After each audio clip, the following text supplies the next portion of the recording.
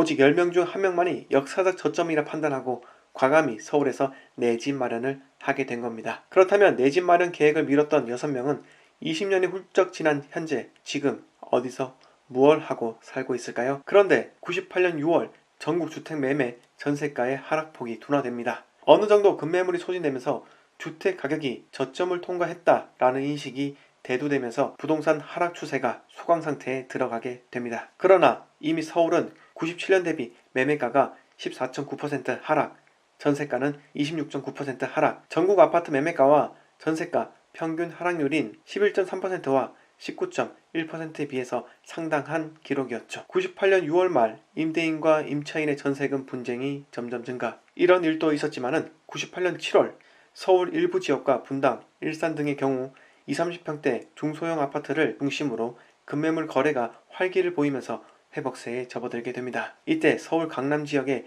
중형 아파트를 중심으로 조금씩 가격이 오르기 시작하면서 31평형이 1억 7천에서 1억 8천 수준으로 저점 대비 1,000만원 정도 가격이 회복되기도 하였습니다. 그러자 관망하던 수요자와 집값을 내리지 않으려는 집주인 사이에서 흥정이 발생하기도 하였죠. 일각에서는 급매물 소진으로 부동산이 상승할 것이다 라는 전망이 있었지만은 금융기관 퇴출과 기업들의 구조조정 등으로 아직까지는 긍정 시그널을 주기엔 이르다 라는 관측이 있기도 했습니다. 98년 7월 집값 내려도 내 집 마련 쉽지 않다.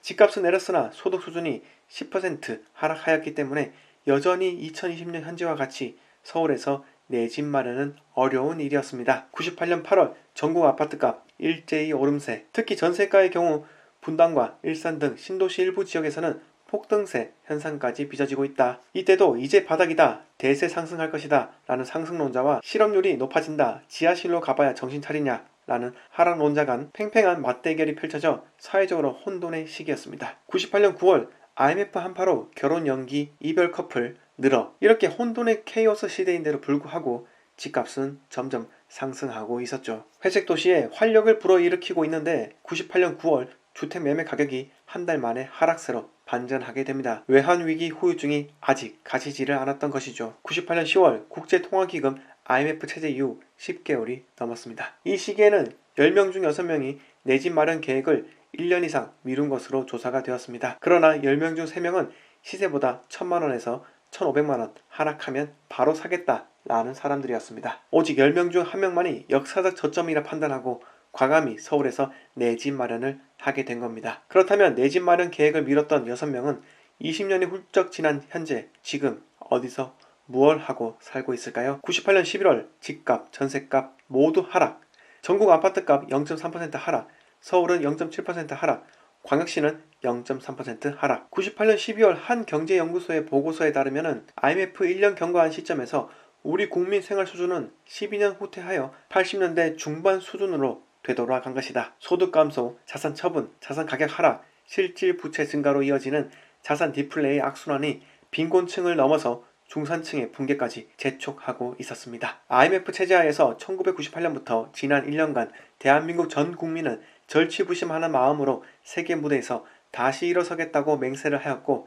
현재 반도체 조선업 세계 1위, 세계 최대의 IT 강국이 되었습니다. 제가 이번 영상을 만들다 보니 많은 것을 느끼게 되었는데요.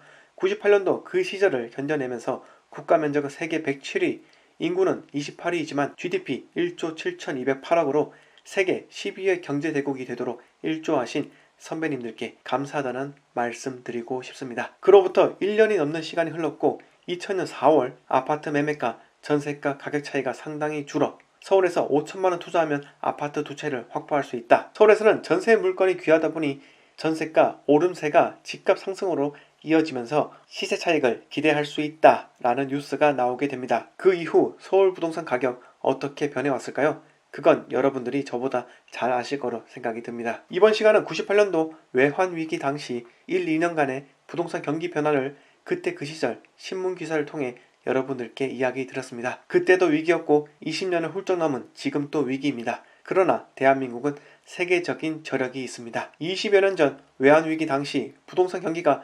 재도약하였듯이 대한민국은 이번 위기를 반드시 돌파할 것이고 더욱 도약할 것으로 믿어 의심치 않습니다. 자, 긴 영상 시청해주셔서 감사합니다.